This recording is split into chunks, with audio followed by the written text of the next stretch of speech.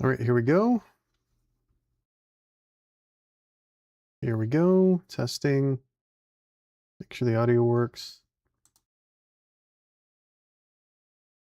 All right, here we go.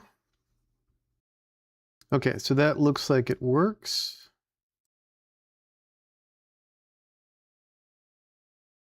So what I'm doing now is I'm going to do a behind the scenes where I show you how I make presentations, content for training.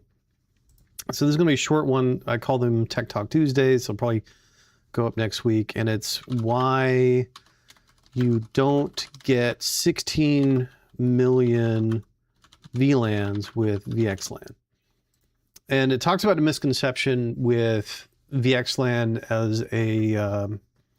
as a data plane, and how one of the things you see a lot in the slides for VXLAN from whatever vendor, I've seen it for Cisco, Arista, whoever, is that, well, you get 16 million segments. It's 16,777,216. That's 2 to the 24th power. I just have that number memorized because I work with it so much. I didn't do the math in my head. And really, we're still stuck with 4,000 plus segments. And this video is going to go over why that's the case. So let's do, oh yeah, I'm using this background. I don't know if I like this background. I want a dark background. I want to switch over to dark backgrounds. It's kind of difficult because I haven't quite got the colors to go over it as well. But one thing I'm going to show about slides, and I think people overcomplicate slides. I've got one theme. I picked a font combination. I think it's just the default one, which is Aptos. I don't know what it is, but there's all these things here. We're just going to get rid of all of them. Also, I'm not going to do the footers. I really don't care about the slide numbers.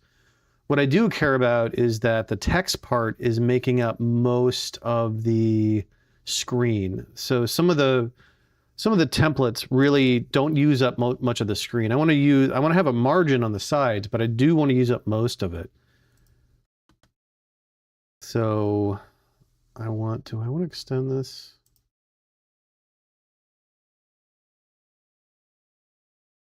Yeah, let's extend this a little bit. So I do want to use up most of the screen.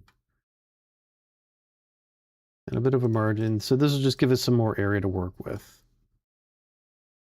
All right, so that's good. So we want a title slide. We want a main content slide. We don't want a footer, or I don't want a footer. And then maybe a section slide. Again, no footer. And then we can do these double ones. They can be useful. A blank slide with a title, and a blank slide with no title. So these are usually more than enough. And sometimes I don't even need these two. I'll just leave them in there. So we're just reducing the number of slides we have there. Excuse me.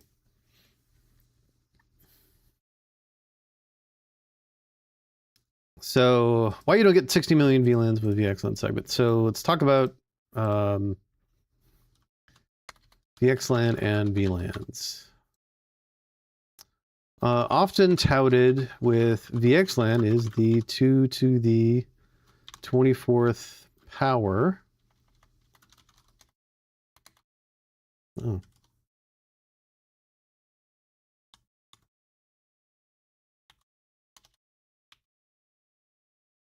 Address space, which gives 16,777,216 segments, theoretically. I always misspell theoretically.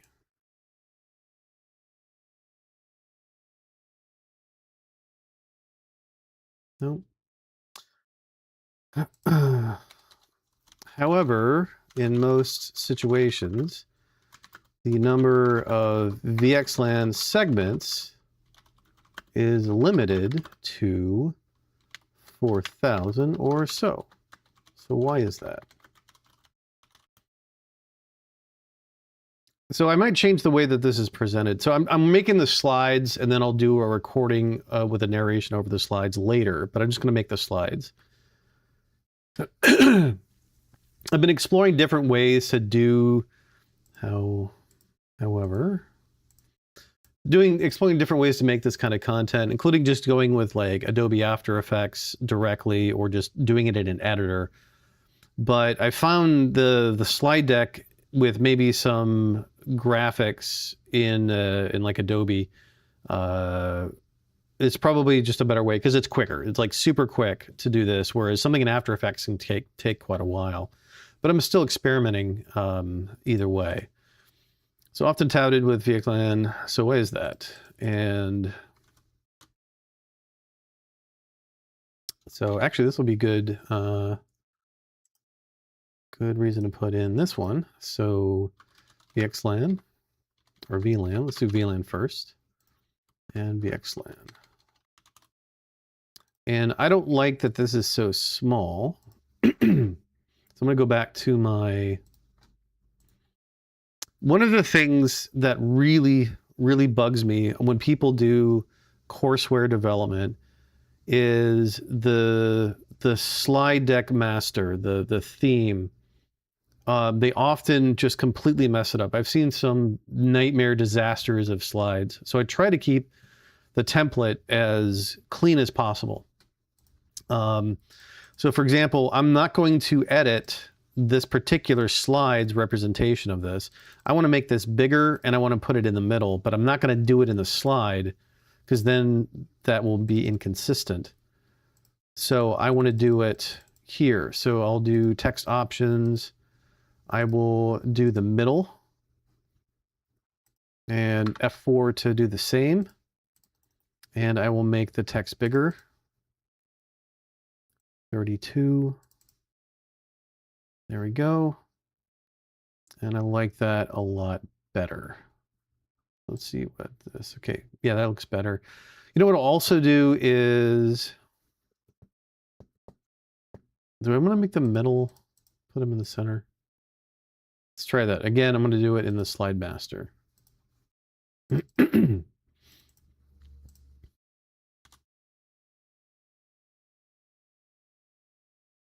that in the middle. This just keeps everything consistent. There we go.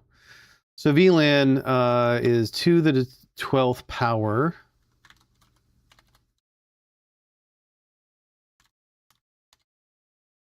It's a little shortcut to get superscript. VLANs. 4096. Several VLANs are reserved for various reasons. So we get about 4,000 VLANs, give or take. So usually, and it differs on each platform how many VLANs you get. So this will be 2 to the 24th.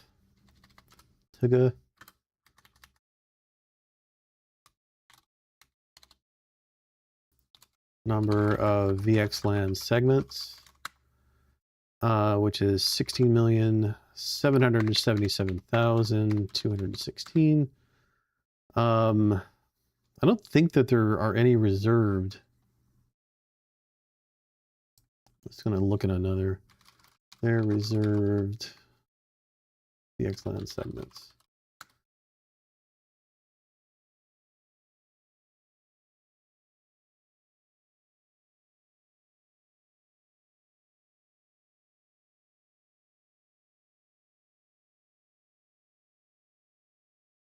Those reserve header fields.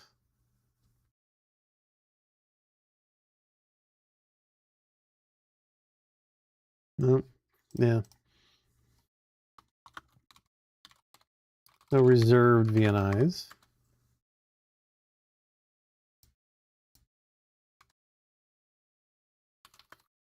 A VXLAN network identifier. VXLAN ID. Identifier. VNI is a VLAN ID, basically. No reserve VNIs, at least in the standard. I don't know if any vendors reserve any VNIs. I don't think they do. Still limited to 4,000 in most situations. So I shouldn't need too many slides to talk about this. So VXLAN versus, or VLAN versus VXLAN. We do need some definitions, I think. Clarify some terminology.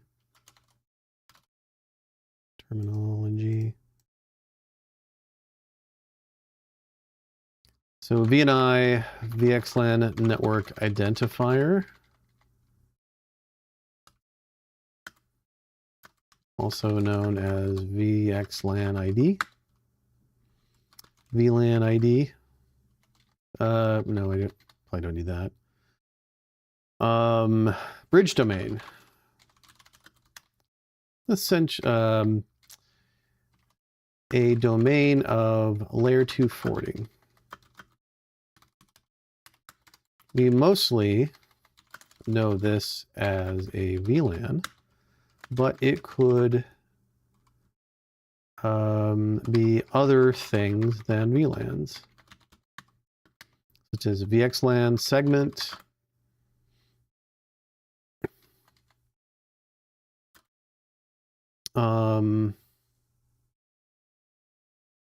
it could be a port group in VMware, etc. So bridge domain tends to trip a lot of people up. It tripped me up for a long time. And there may be even some variations in vendors' definitions of this, but a bridge domain is a domain of layer 2 forwarding. So we mostly know this as a VLAN, but it could be other things.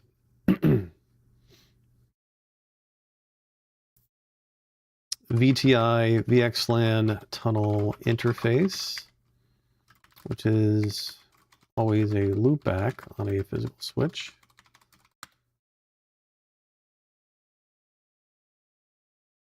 And then we'll do anatomy, a VXLAN configured switch. So here we're going to need some objects. So a nice big object as a background. Now I don't know if I like these colors, this color scheme here. This is one of the toughest things with all of this, is to come up with a good color scheme that works with white text on black backgrounds or dark backgrounds. I've been trying to move to dark backgrounds with light text because when I started out my career as an instructor, we were mostly using projectors, and on projectors, a white background with black text is the best. Otherwise, because we're dealing with projectors that have bulbs that probably needed, you'll turn on a projector and it says replace bulb, and it's probably been like that for 20 years. So the contrast is not very good. The focus on them is not very good. We're often using very old projectors. So in those situations, it's better to do black text on a white background.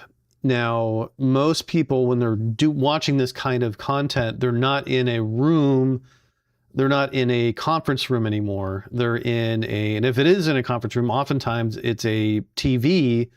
It's a big flat screen TV instead of a projector, or they're watching this on their phone or their laptop, or I watch a lot of these type of videos on my couch, put it onto my TV at home. So because of that, they're often in,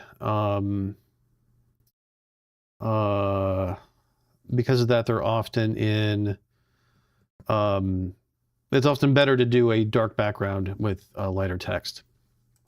But a lot of things are kind of built around the other way around. So it's been a little bit difficult. Like, for example, I can do that black, but that's not really going to help. So we're going to go back into our slide master. we're going to go to colors and we're going to customize the colors. And for example, let's do Tony's theme 1.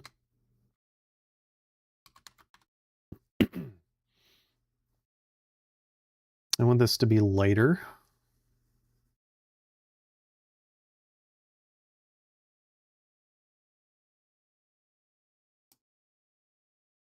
And I want this definitely to be lighter. And I want this to be, that one's, I think it's plenty light. This one should be lighter as well. This one should be something different. Purple. It's already purple. This purple. And then one more accent.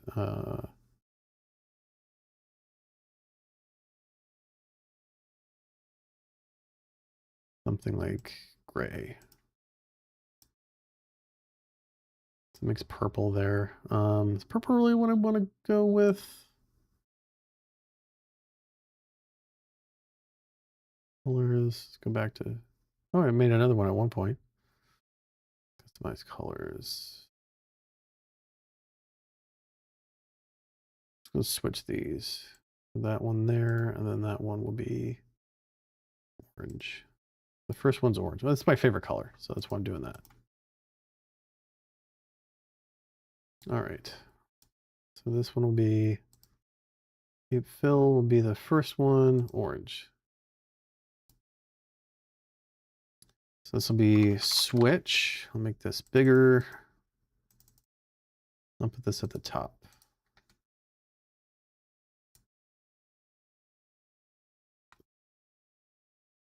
And then here I'll do, these will be VLANs. 10. I usually use VLAN 10. I don't know why. VLAN 20. VLAN 30.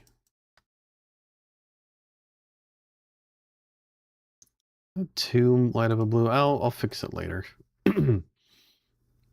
I do need to represent some interfaces. So this will be Ethernet 1.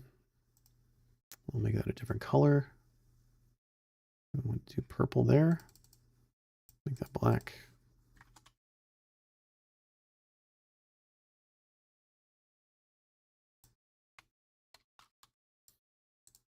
Also a physical switch.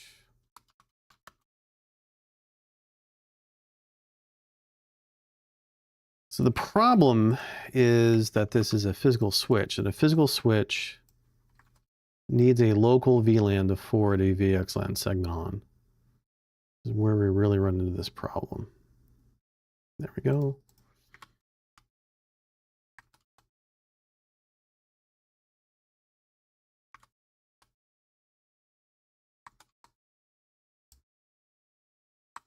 These colors are not working for me, but I'll fix that later. I'll center these a little bit better. I can also do, this is a neat little trick. They're not even, but right now I can make them even by going into group or line and distribute horizontally. There we go. Now they're even. All right, Ethernet 1, 2, 3, 4, 5, 6. And then we're going to need some connectors. Obviously, we need a different color. Something that contrasts.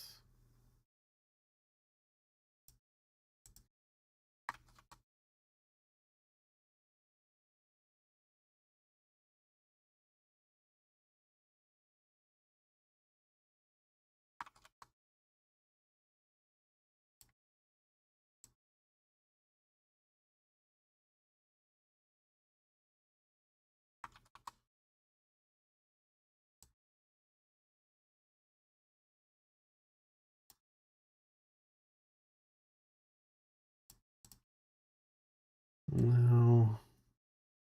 All right, so one of the issues I run into, so this is a little tip when using PowerPoint. One of the issues I run into, especially when doing diagrams, is anchor points. I only have 4 of them, and I don't think I can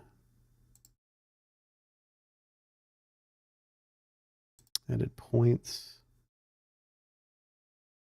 Yeah, I don't think I can add to them, but what I can do is I can put some other objects behind them.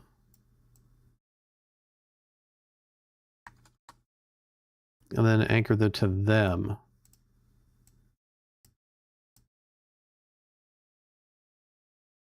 Because this is going to represent a trunk port. So it's going to carry multiple VLANs down. There we go. And then if I just bring to front, now I've got anchor points. I'm a big fan of anchor points. And then if I wanted to keep everything together, I can just make this a group. And then I'll just send them to back. And there we go. And now I've got anchor points. No matter where I go, it's got 2 additional anchor points.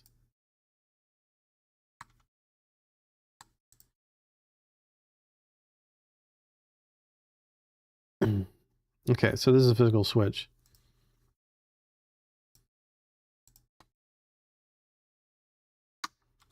Man, these colors are like burning my retinas.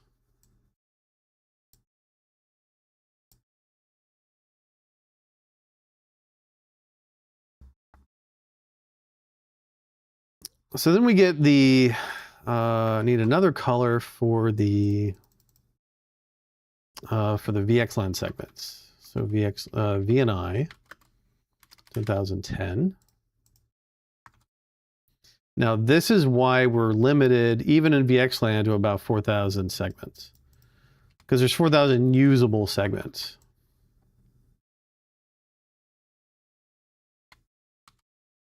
The problem is, and we'll do a problem statement. Let's do it here. Each VLAN or each VXLAN segment requires a local VLAN to forward.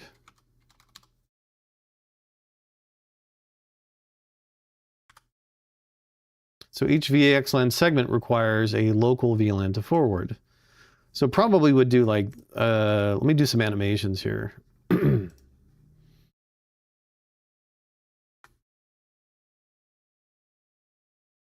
So the animations would be, all right, we got the switch, and then we get 3 different VLANs. So I'll do up here, up here, up here. So if I look at it, it would be up here, up here, up here.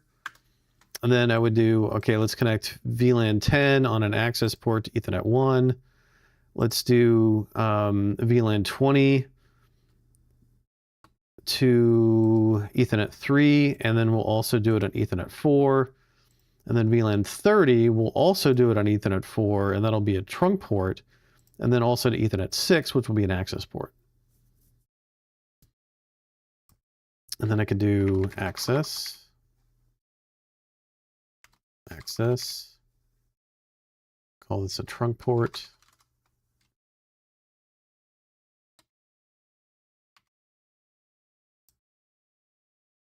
Access. See if that makes any sense. So the narration would be, so let's say we've got a switch here. Now we're going to configure 3 VLANs, VLAN 10, 20, and 30. We're going to connect VLAN 10 to Ethernet 1. It'll be an access port. We'll connect VLAN 20 to Ethernet 3, also an access port. And then Ethernet 4 is a trunk port, because then we're going to add VLAN 30 to Ethernet 4. So we're doing 802.1q trunking. And then VLAN 30 will also connect to Ethernet 6, which will also be an access port. The problem is each VXLAN segment requires a local VLAN to forward. So we'll just copy this. And then I'll look at the animation tab, animation pane. I'm going to delete all of this. And then I'm going to do, should do a different color for these.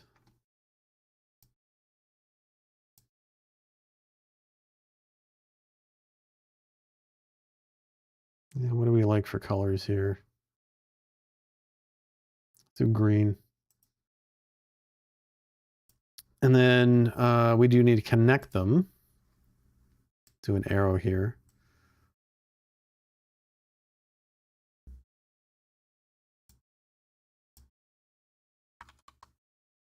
And then another one here. Another one here.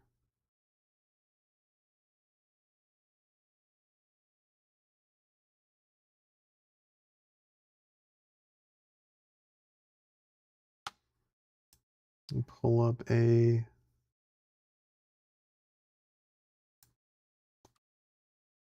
environment that I have spun up and running.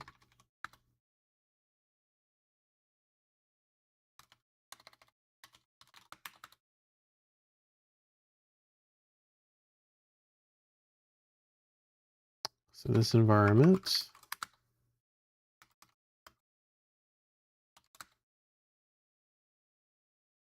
because what I want to do is I want to copy this right here. So just copy this. So if you're curious as to what this is called Code Server. It's VS Code running as a web app on top of Linux, and I love it. It's one of my favorite tools. Each one of my VMs in my lab environment has one of these.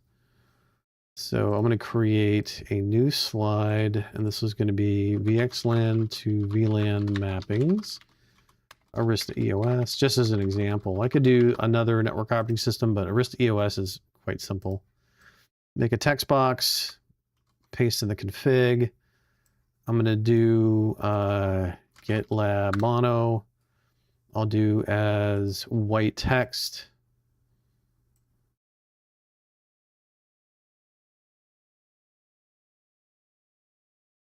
And then I'll do a different dark background.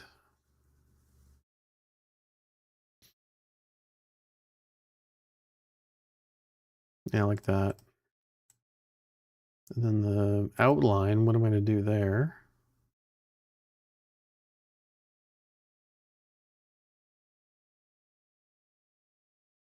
A lot of this just doesn't feel right. Maybe that feels okay.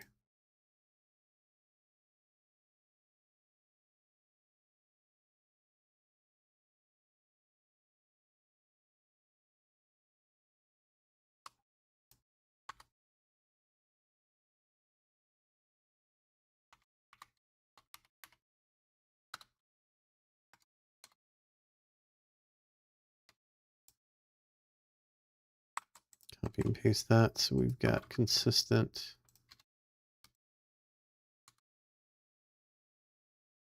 So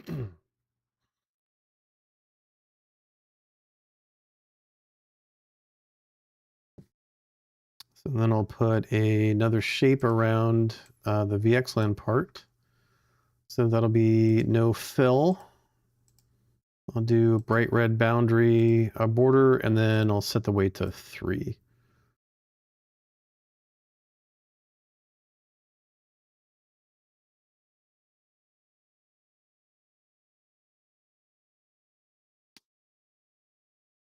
Do the animations here. Here. Here. Up here.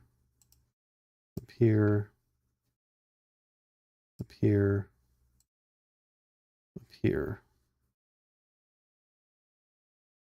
All right, so but now we need to do the VXLAN configuration. So we create a VXLAN, a VNI segment of 10,010. We map it locally to VLAN 10. We create 10,020. We map it locally to VLAN 20. VNI 10,030. We map it locally there. So because we're limited because we need a layer 2 domain locally to forward the frames, because they're just forwarded inside of a switch normally, we need to map a VNI to a local VLAN. Now, here's the interesting thing about that. Technically, it's technically correct to say, and technically correct is the best kind of correct, is to say, so VLAN to VXLAN mappings, or VXLAN to VLAN mappings. VNIs are globally significant to the EVPN domain.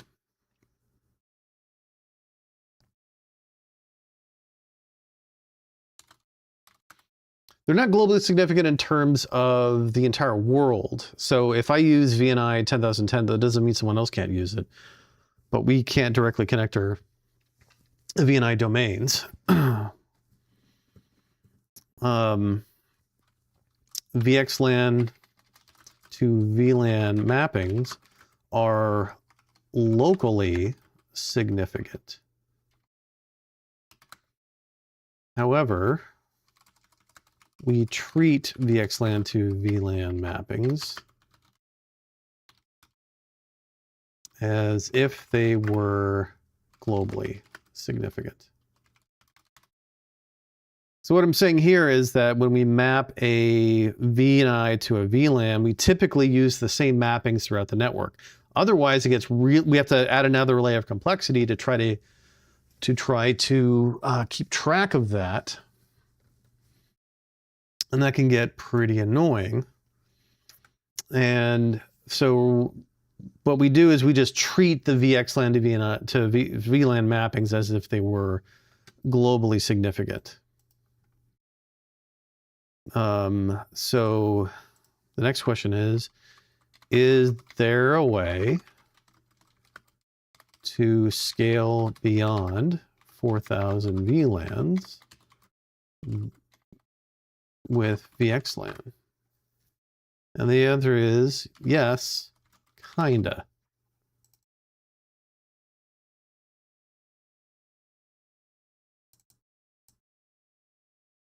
So I'm not putting this in, I'm not using the template for this one just because this will be down the middle. And we will do an animation. So this is kind of a one-off, so it doesn't need to be consistent. So it looks like this. Is there a way to scale beyond 4,000 VLANs with VXLAN? And the answer is yes, kinda. So make this center too.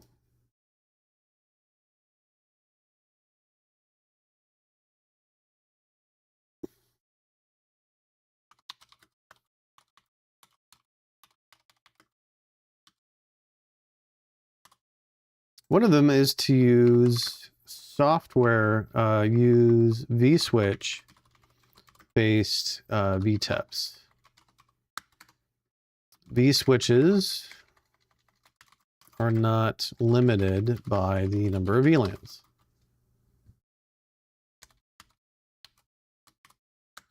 They can, but not always, have a different type of bridge domain, i.e. VMware port group. So it really depends on the vSwitch.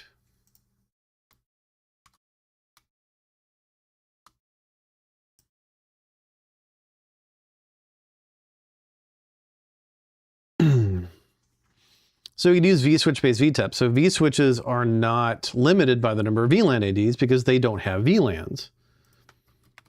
They usually don't have VLANs. They can, but not always, have a different type of bridge domain, like a port group. We can use separate, create separate switch domains, and then each switch domain has a consistent mappings of VXLAN to VLAN. So on switch domain A, VNI 10,010 maps to VLAN 10. Switch domain B, VNI 10,020 to VLAN 10. So leaves 1 through 10 in switch domain A, leaves 11 through 20 in switch domain B. So that's one way to do it. And the other one is to do ephemeral VXLAN to VLAN mappings on a per switch basis. This is what Cisco ACI does. So Cisco ACI does this very thing. Yeah, we'll talk about that. But right now, I've got to take a bio break, and I'm going to remember to take my wireless microphone off so you don't hear me pee.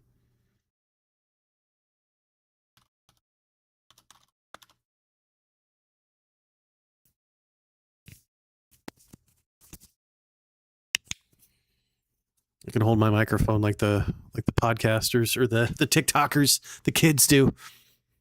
So this is.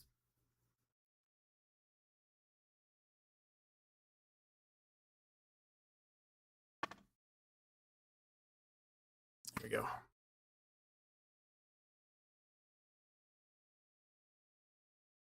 Yeah, that's the mic. It's a DJI wireless mic, Mic 3. I love this thing.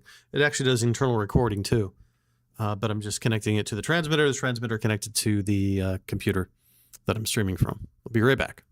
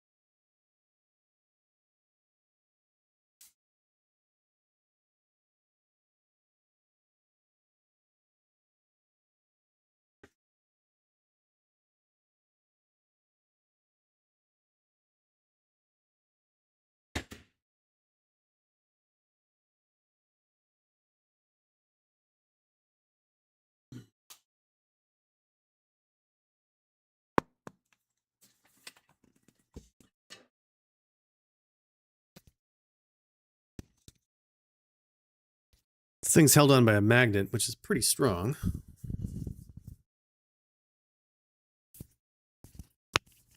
There we go.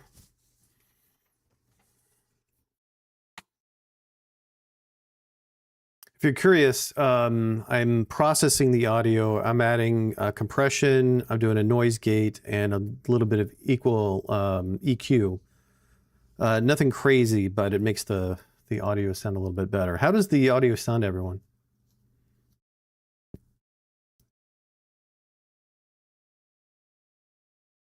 I can see what it sounds like. I'm going to switch over to this mic here. So if you're going to use one of these mics, it's best to have it 45 degrees off to the side so you're not popping it. Let me switch this mic.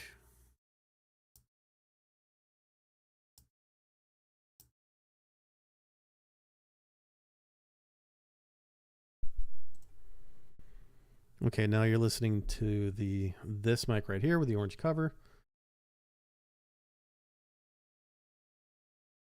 So turn this mic off. And now we're on this mic. They should sound pretty similar. I'm using the same EQ settings through them. I'm curious to know is what it sounds like to everyone else. So let me know in the chat if you could. I'm curious. Okay, so VNIs are globally significant to the EVPN network. VXLAN to VLAN mappings, however, are locally significant. Orange mic sounds really low. Okay. Let's see. Do I need to turn it up? How's that?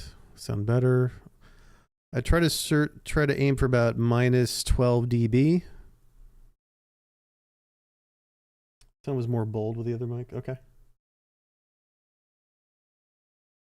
They should have. Let me see if I have put in the same filters for both. I did, yeah. So you can see the settings I'm using. So the compressor. These are my settings for the compressor. The noise gate. So the noise gate will take out when I'm breathing in between words, and the equalizer I just boosted the high a little bit, dropped the mids a little bit, and then boosted the lows a little bit. Makes it a little bit more livelier. So I think this mic might be a little bit hotter in terms of the sound going in.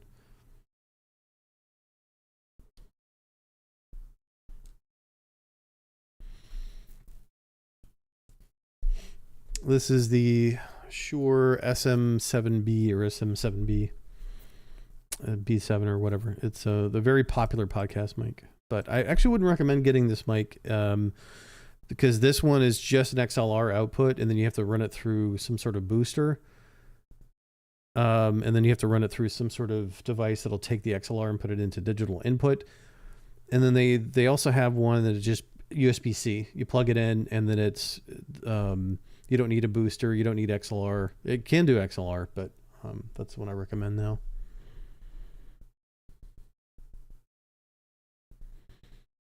Okay, so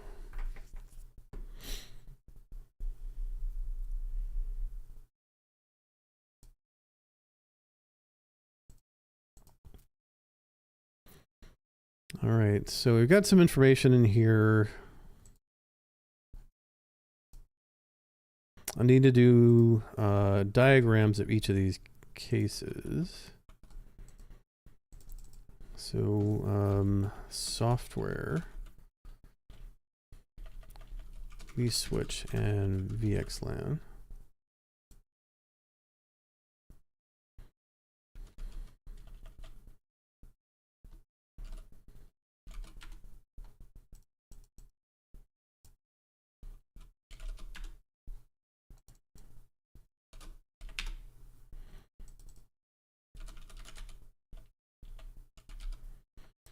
What is the Open vSwitch, OVS?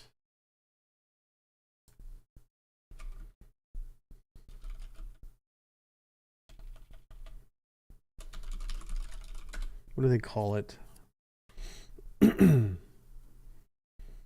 Yeah, I think they call them bridge domains. I'm drinking some tea.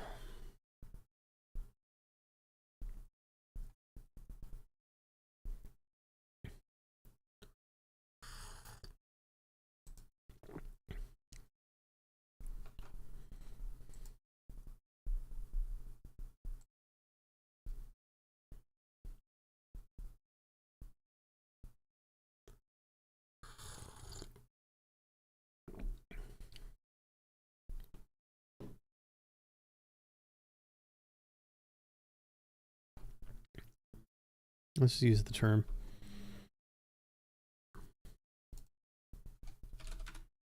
And these will be VMs.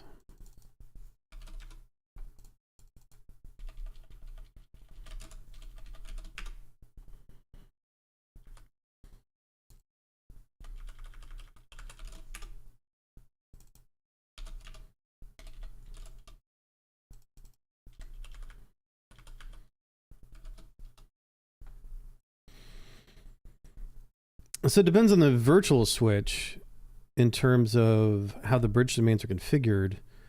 but they're not limited to 4,000 because they don't have VLAN IDs going around inside of them. Basically, just memory mapping. So you're not limited. You can have as many bridge domains as the software will support.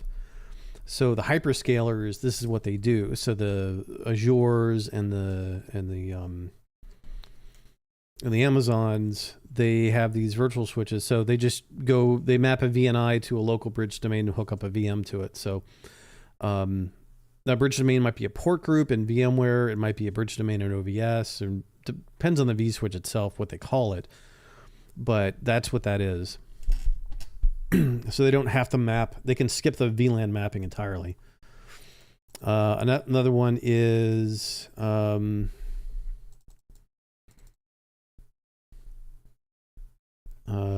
switch domains. So these are going to be more than one switch.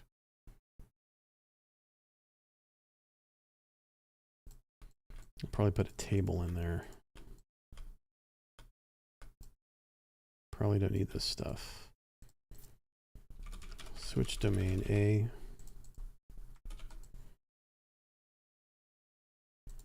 Switch domain B.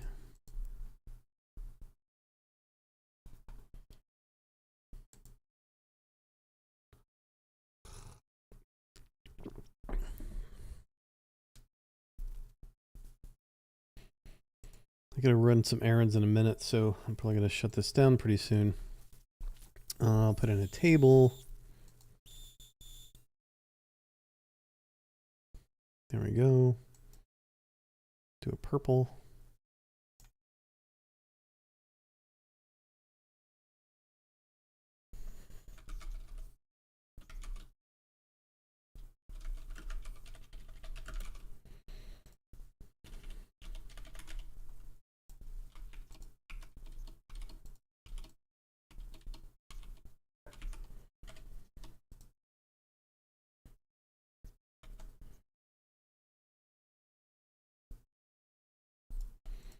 I don't want to make these.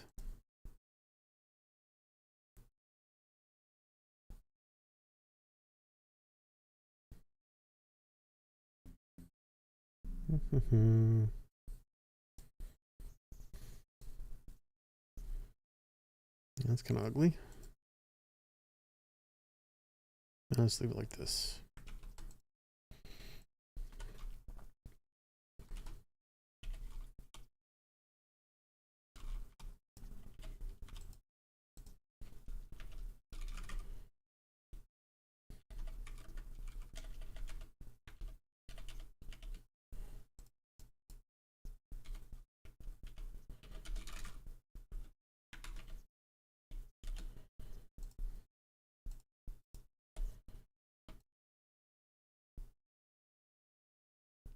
Tighten this up.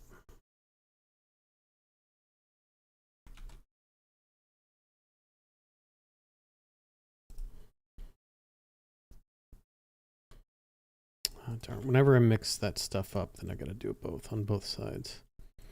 So can I make 3 of these? Just as an extreme example. Not that size.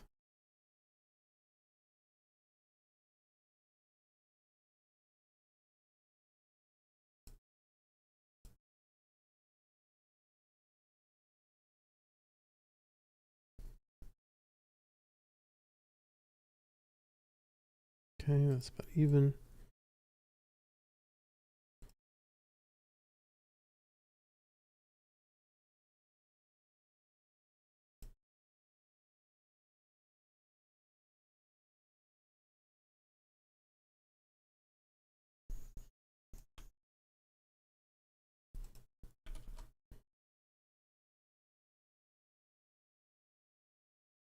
Okay. 20, yeah, so this is 20, 555, 555, 555.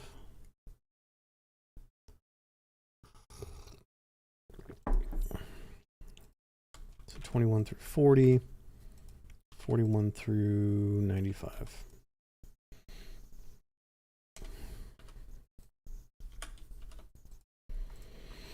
So for switch domain A, which is leafs 1 through 20, have this set of mappings. So we're doing different switch domains. And then we have the ephemeral ones.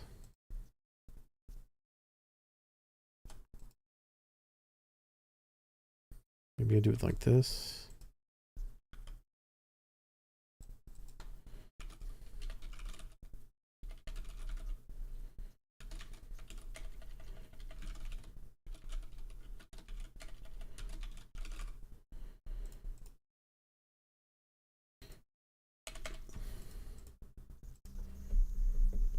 No, we don't want to do it this way. Okay, I think that's good enough for today. I've got some errands I need to run, so I'm going to go do that. And then I'll continue this another time.